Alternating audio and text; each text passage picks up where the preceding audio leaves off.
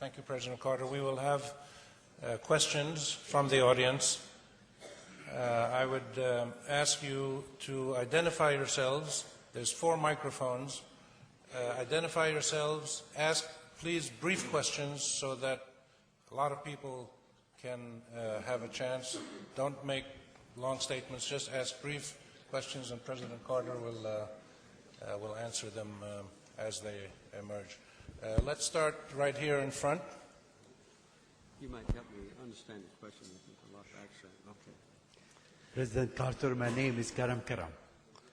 In retrospect, and I've read your book, and we enjoyed it tremendously, Palestine, Peace, Not Apartheid.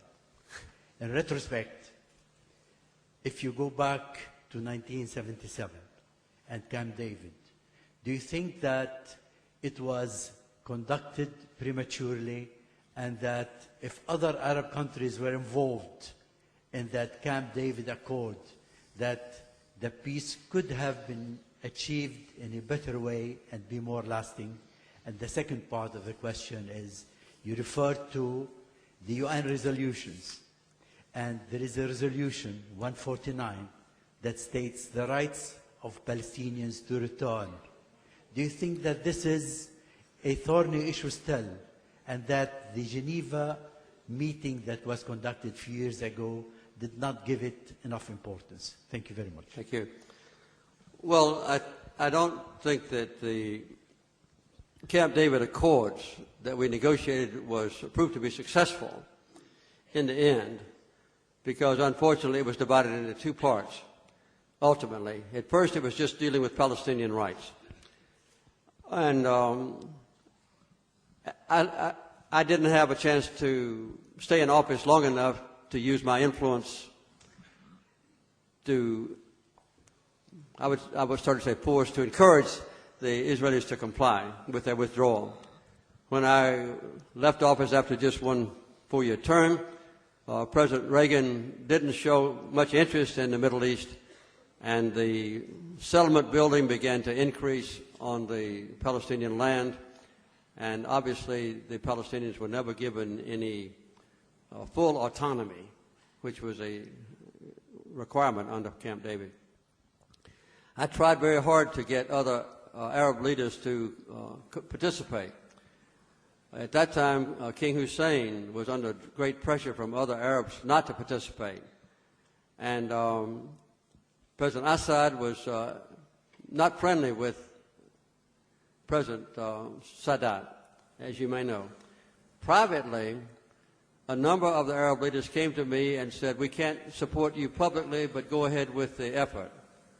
I won't call their names because some of them are still living, but I had a wide range of Arab leaders who publicly condemned Sadat after he concluded the peace treaty, and but who were completely supportive. So I did the best I could, and at least the treaty has survived. When I later got fully acquainted with Yasser Arafat, he told me that the worst political mistake he made in his life was not supporting the Camp David Accords, because it gave his people everything they could have wanted at that time: full autonomy, control over their own affairs, and complete withdrawal by Israel from the occupied territories. But it was not an acceptable thing to do among the Arab leaders to even talk to the Israelis or negotiate with them. So maybe, as you suggested, I was ahead of my time, and it would have been better later on. And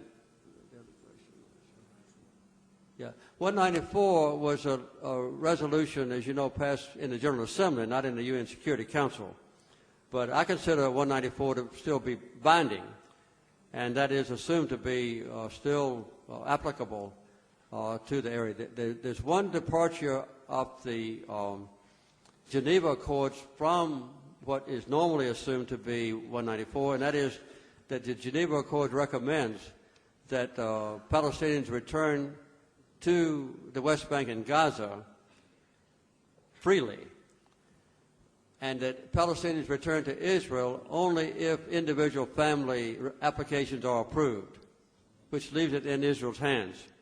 But also advocate that any Palestinian denied the right to come back into I'll say the Holy Land, would be compensated fully according to the International Court of Claims, and recommends that a massive sum of money, maybe several billions of dollars, would be obtained from the Arab nations, from Japan, from Europe, from the United States, and placed in this fund. I'm familiar with this Court of Claims. It works beautifully.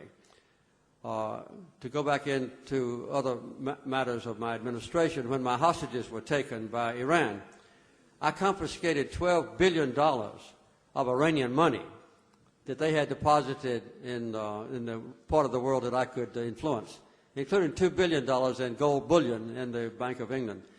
And we established an agreement between me and Ayatollah Khomeini that legitimate American claims would be paid through the International Court of Claims.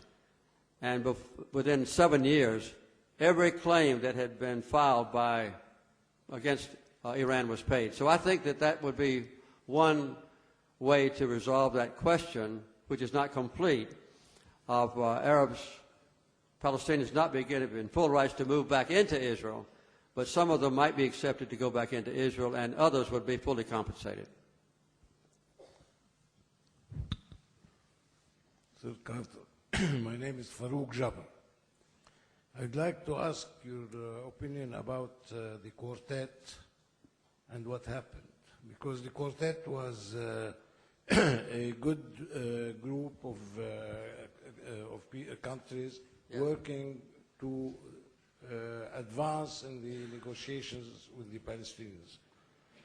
But during their work, we found out later through the De Soto report how really the intentions that were at the start of the Quartet were undermined.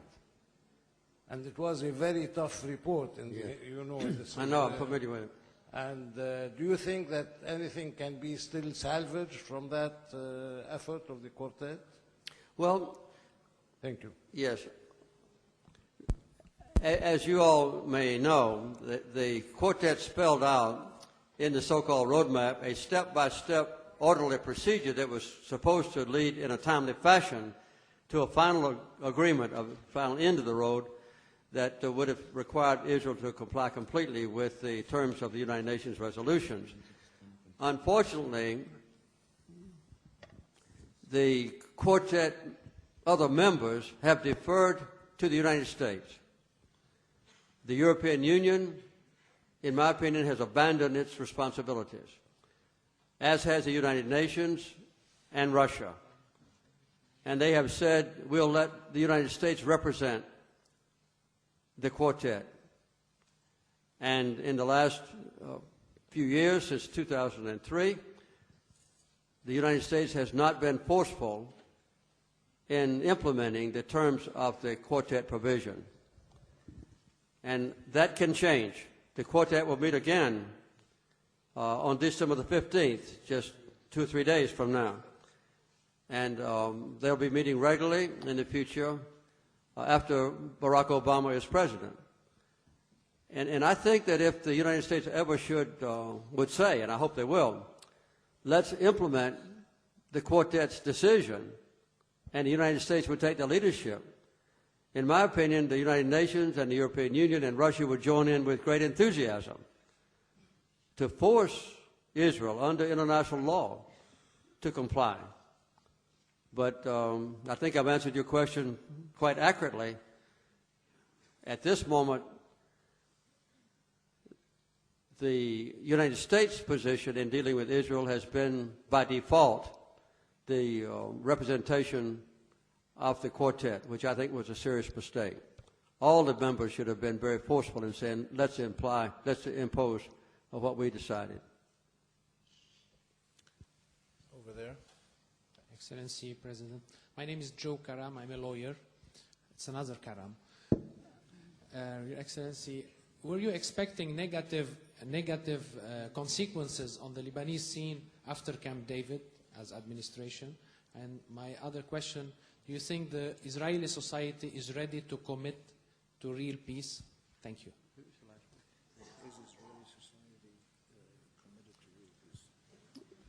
That's a very interesting question. I can't go any further than I already have concerning what happened after Camp David. I thought when I left office that the Camp David terms would be implemented, but they were not.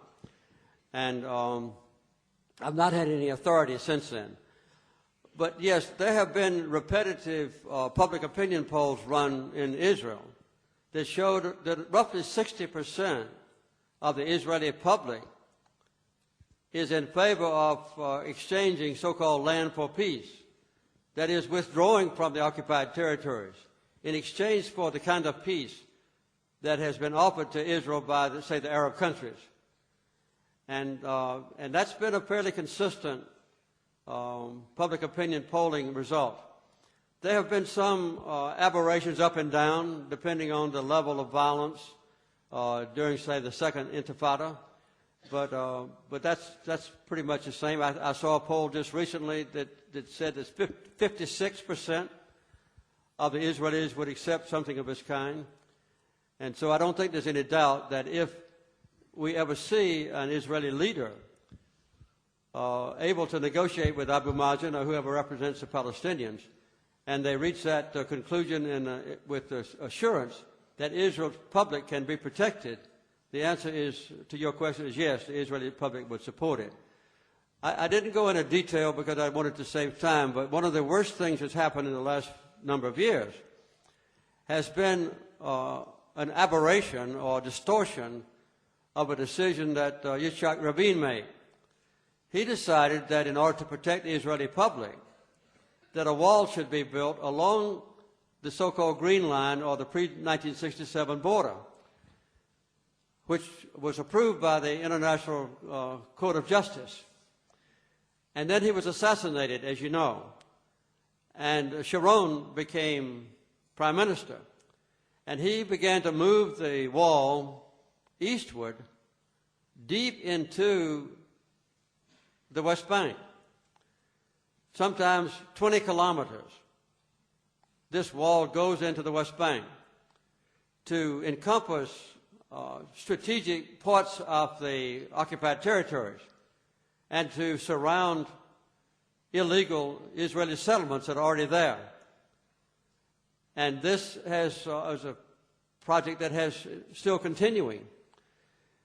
And as you know, the Israelis also completely control the Jordan River Valley. And this wall is will eventually be roughly 700 kilometers long, winding around like a snake. And the ends of it will attach to the two ends of the Jordan River Valley, so that in the future, when this wall is completed, all of the Palestinians remaining in the portion of the West Bank they still control will be imprisoned, just like the Palestinians in Gaza are now completely imprisoned within a wall.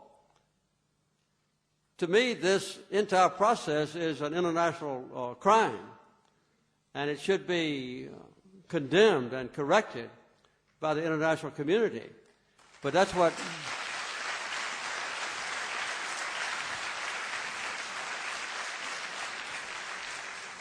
At the same time, within the occupied territories, there are now about roughly 205 settlements. And these settlements, very carefully placed all over the West Bank, are connected by highways. Sometimes the highways are four-lane highways, like the one running along your east coast and along your west coast. And these highways at first are used by Israelis and Palestinians. As time has gone on, the Palestinians have been forbidden to use the highways. And in extreme cases, the Palestinians are not permitted to cross the highways So this leaves the entire West Bank like a vast number of cantonments, each isolated from the other, and the Israelis are using the highways that the Palestinians can't use. This was opposed by the Israeli Supreme Court until recently. But earlier this year, the Supreme Court of Israel ruled that this policy was permissible, ostensibly for the protection of Israel's security. But the particular highway involved runs partially through Israel and partially through the West Bank, and it's only used for the convenience of commuters who are Israelis to go back and forth into Jerusalem. And Palestinians are now forbidden by law to ride on or walk on the highway that was originally built just for them. So the advancing confiscation of land and the persecution of Palestinians continues. At the time of Annapolis Conference, which was supposed to be a new era in progress toward peace, there were about 500 checkpoints, so-called, on the roads inside the West Bank. And they were supposed to be frozen, and no more settlements were supposed to be built. There's been a rash of new settlements built. And instead of 500 checkpoints, there are now 630 checkpoints. So the stranglehold on the Palestinians is increasing. My name is Mariam Kereke, and I just want to know, how could Israel look forward to a peaceful future as long as the people they stole their country from live right next door to them? Could you hold the microphone closer to your mouth? How could Israel look to a peaceful future? I want to know, how can Israel look forward to a peaceful future as long as the people they stole their country from live right next door to them? In my new book, I wrote a chapter that will explain that, and but I'm going to give you a summary of it. I'm not going to require you to buy my book in order to get the answer. As all of you probably know, Israel, the nation of Israel, was established as a Jewish state with the contemplation by the United Nations and the international community, with which you may disagree from the beginning, that the surrounding area would be occupied by Arabs, many of whom were Christian, but with other faiths, Islam and so forth.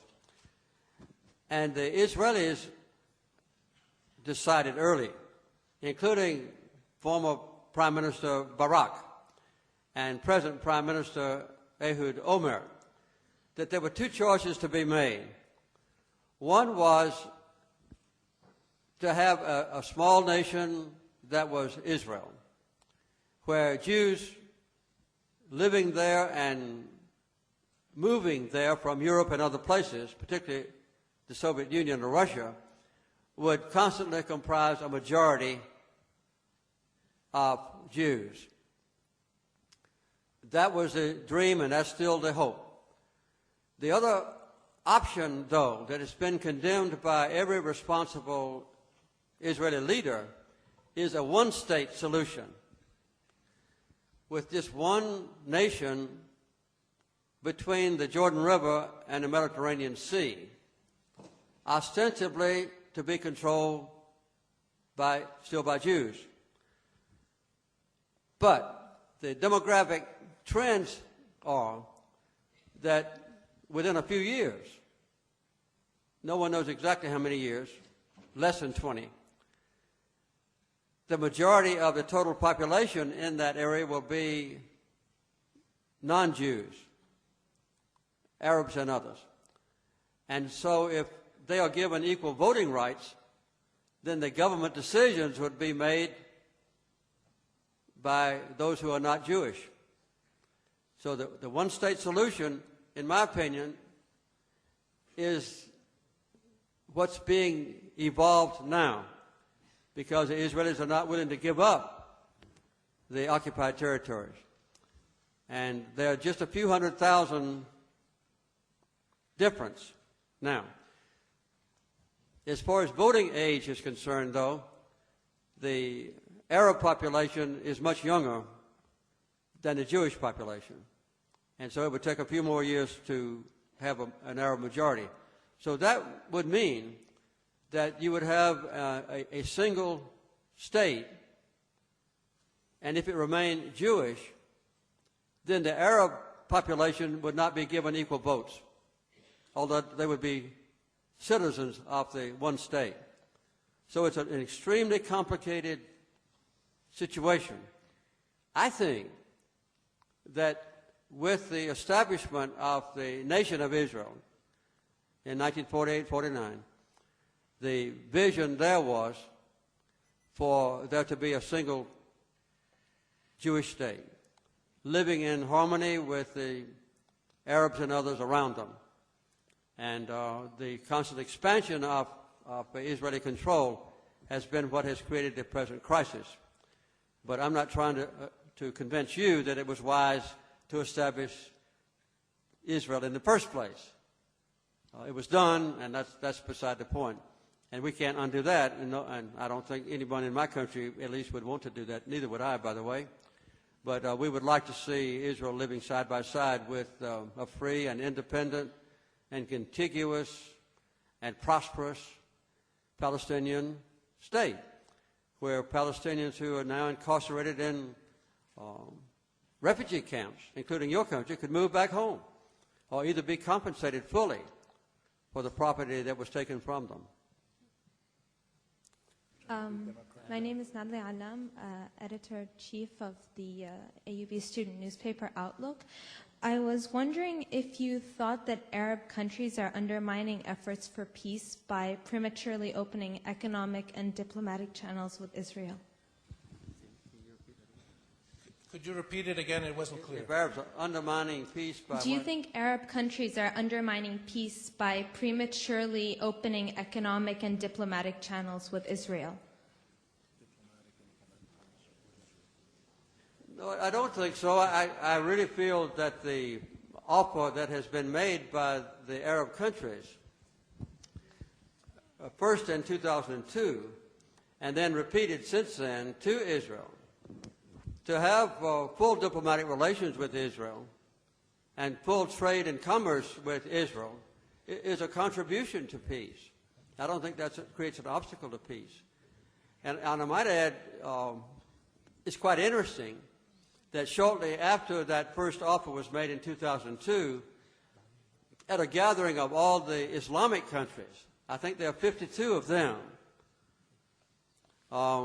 including those like Indonesia that are Islamic but not Arab, they also voted unanimously to recognize Israel's right to exist in peace within the 67 borders.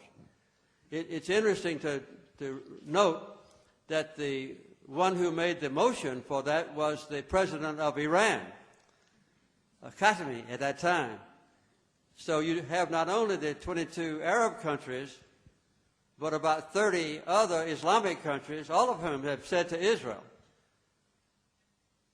if you want to live within your legal borders, we'll have full diplomatic relations with you and complete friendship with you and complete trade and commerce with you. I think that offer is a very generous offer, difficult for some, and within some modifications of exactly the 67 borders, I think that would be something that could be acceptable and would be approved by a substantial majority of Israeli citizens. The problem in Israel, obviously, is very militant settlers who believe that the covenant between Abraham and the Israeli people, the Israelites, gives them a right to all of the land between the Jordan River and the Mediterranean Sea. And the other problem is leaders in Israel, political leaders, who don't want to confront that militant group and their supporters within their own country. But I think the only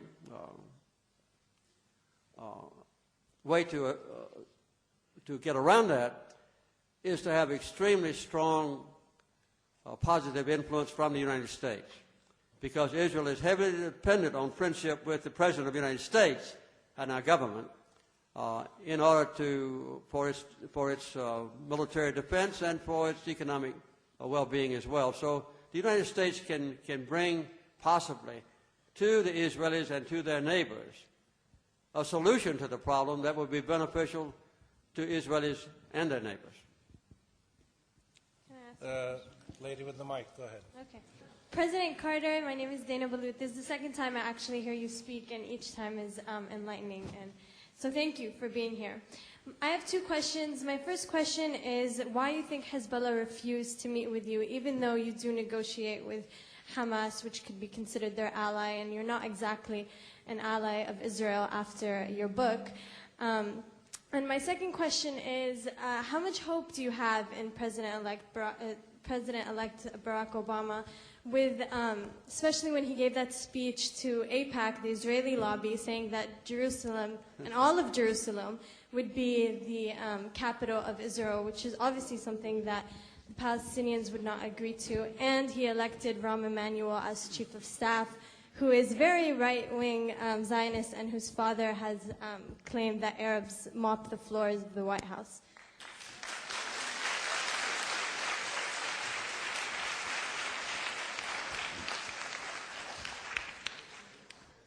I can't answer your first question.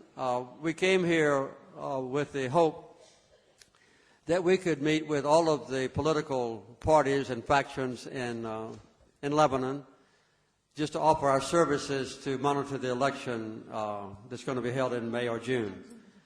And I didn't come to beg anybody. If the leaders of Hezbollah wanted to meet with me along with other parties, I would have been delighted. But since they chose not to, I've understood from other sources, some of their supporters, the other parties that affiliated with them, that they have no objection to the Carter Centers participating in the election. So I can't answer you why they didn't want to meet with me, but it's not all that important to me to meet with everybody, since if we do get approval from the ministers to participate. As far as Barack Obama is concerned, I was perhaps the most disturbed American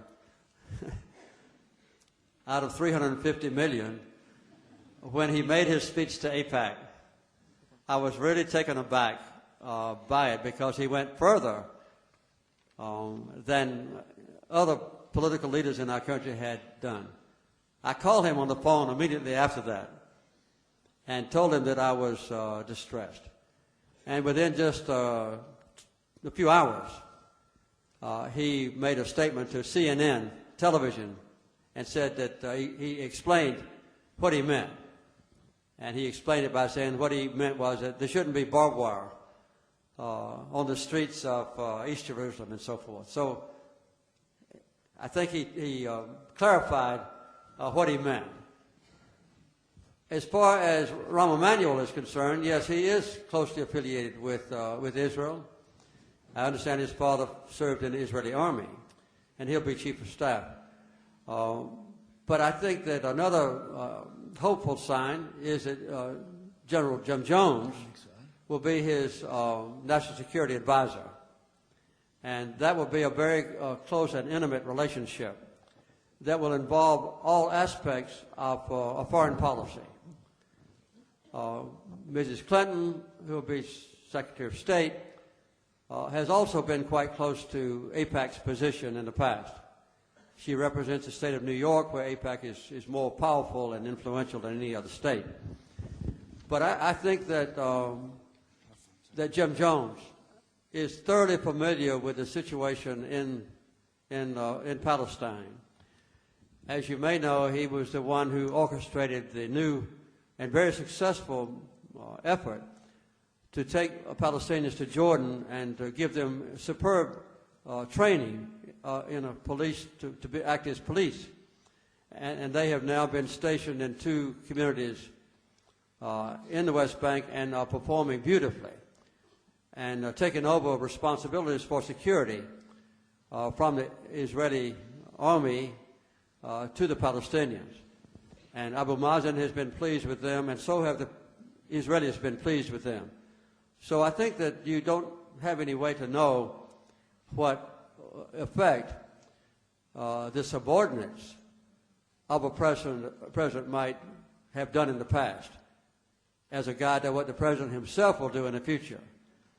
So I still have no reason to doubt the commitment of Barack Obama to move early in his term on the Middle East, and I have hopes and expectations that he will take a strong stand in favor of forceful American influence to bring about peace in accordance with the existing American policy, the Quartet's policy, the United Nations resolutions, and take advantage of the Arab offer of peace. That's my hope and my dream, and I might say the subject of my prayers.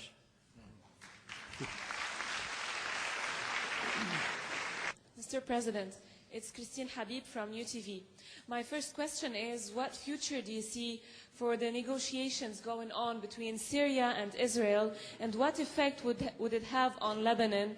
My second question is, what's so special and different in this electoral season that made you choose to monitor it this spring? Thank you. Well, as you may know, the peace talks between Syria and Israel concerning the Golan Heights have not been supported in the last 8 years by America. And they have been carried out indirectly by the sponsorship of Turkey. When I was with President Assad in April was when this information was revealed to the public. And later, the Israelis acknowledged that the peace talks were going on. President Assad told me at that time that he didn't see any prospect for ultimate success until America was directly involved and would give full support to the peace talks for the Golan Heights. The terms of agreement between Syria and Israel on the Golan Heights has long been known. In fact, as early as 1983, I went to Syria and met with Hafiz al-Assad, the president's father. And he made I knew all about the issue, and he made some very important agreement with me. And I delivered that proposal to then Prime Minister Shamir, who was not interested in the process. Since then, I'd say about 10 years later, 12 years later, there was a fairly complete agreement negotiated between Israel and Syria, outlining the details of the process. One of the most serious problems was Syria's demand that they would not give up any of their sovereign territory that existed before 1967. And that went all the way to the shores of Lake Tiberias, or we call it Lake Galilee. That issue has now been basically resolved by the force of nature, in that a heavy use of water for irrigation has lowered the level of Tiberias enough to expose some new land that could be used by the Israelis to go north and south on the east side of the lake. So I see a very clear opportunity to resolve all the previous differences between Israel and Syria over the Golan Heights. I might add, though, I don't want to be too optimistic, that this particular withdrawal is perhaps the most unpopular among Israeli citizens. Many of them in public opinion polls indicate that they would rather withdraw from the West Bank than to withdraw from the Golan Heights. But I still think that it can be done, again with a proviso that America play a very strong mediation role and encourage both sides to comply. So Assad's public position has been that those talks would be held in abeyance until after a new election had been taken place in America, which is now done, and also in Israel, which will probably be early in February. We don't know. But I see the possibilities there for a resolution of that question. As far as Lebanon is concerned, there's no insinuation or no thought on the part of the Carter Center that there's any problem at all with Lebanon conducting a completely successful choice of leaders as scheduled at the end of the spring, in May or perhaps the first week in June. But the Carter Center offers our services to nations around the world who might welcome international observers to come in from many sources. So if we are approved, we would come in here and join perhaps some representatives from the Arab League or perhaps some representatives from the European Union. And so they would have a good number of domestic observers. The Minister of Interior mentioned to us the other day 2,500 or so trained domestic election observers that would be scattered all over the country on election day to ensure that it was honest and fair. And I think what the international observers do primarily is to discourage any sort of intimidation of voters or potential violence during the process. So if we are approved, for instance, to observe the election, it would be my thought as early as next month to send in 3 or 4 what we call long-term observers who would begin to study your country and the political processes and the different topography and the different communities and your very complex election procedures so that when my wife and I come back, maybe as observers, along with 50 or 60 or 70 other people, those long-term observers could put us through an intense education program so that on election day we would understand the process and help to ensure what I already feel confident will be a successful election. Concerning, for example, the president's influence in Israel, I mean, clearly President Obama has a new opinion. There's also the rise of Iran. There's the talks between Syria and Israel. I just want to know, who are the new main actors in this whole issue, in your opinion, and what's each one of them's position concerning all of this? Well, I don't know how to predict who will be the main actors in the future, but it's obvious to me that Iran will have an influence on the commitment of some of the Palestinians to the peace process. And it may be that Syria would have an influence, too, on some of the Palestinian groups or citizens. One of the encouraging things to me when I met with the Hamas leaders in April in Damascus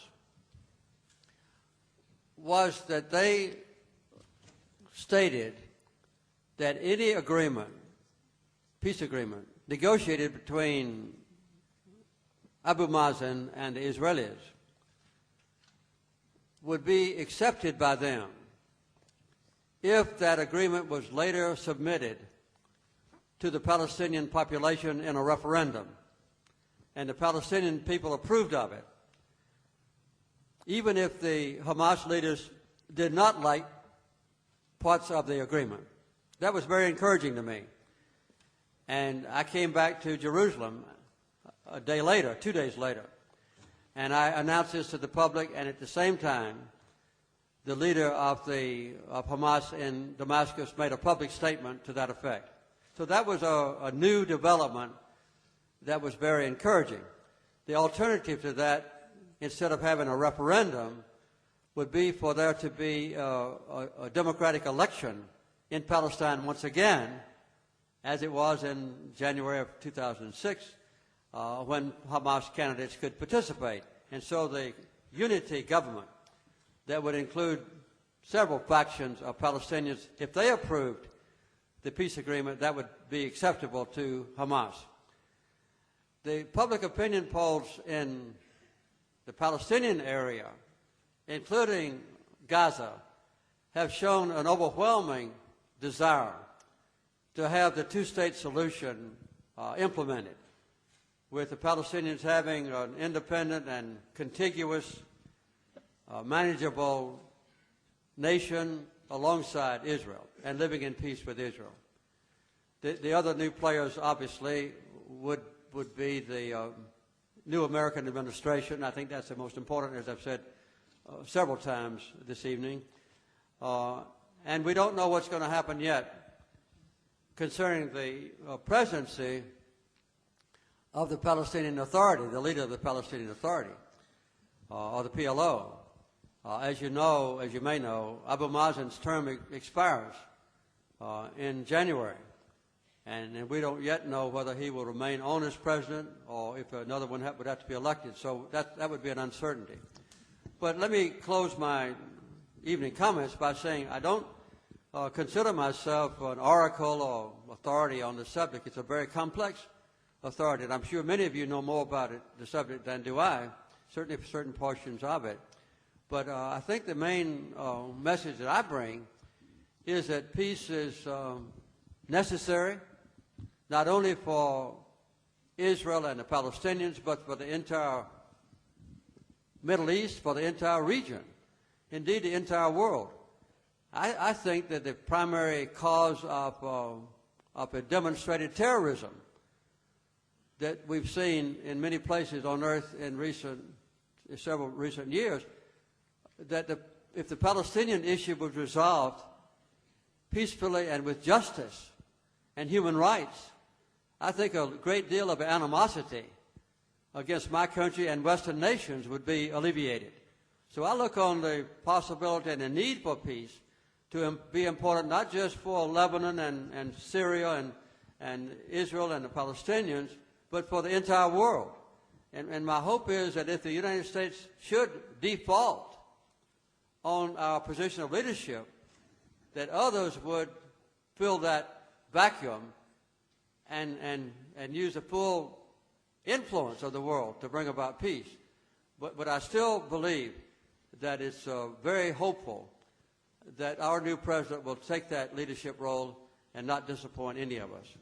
And I hope that all of you here will give support, even though you might have very deep feelings of animosity and prejudice, say, against Israel, that you will look upon the right of Israel to live in peace and with its citizens secure, in harmony with its neighbors, is something that you would accept perhaps reluctantly, but accept in order to get peace for everyone else. And that's the same thing I always urge the Israelis to do, to accept the peace proposal, even if you don't like all the terms of it, because it's better for you as well as your neighbors. We know that in the Christian Bible, it says that peacemakers shall be called the children of God. And I think that applies to people who worship in other ways as well.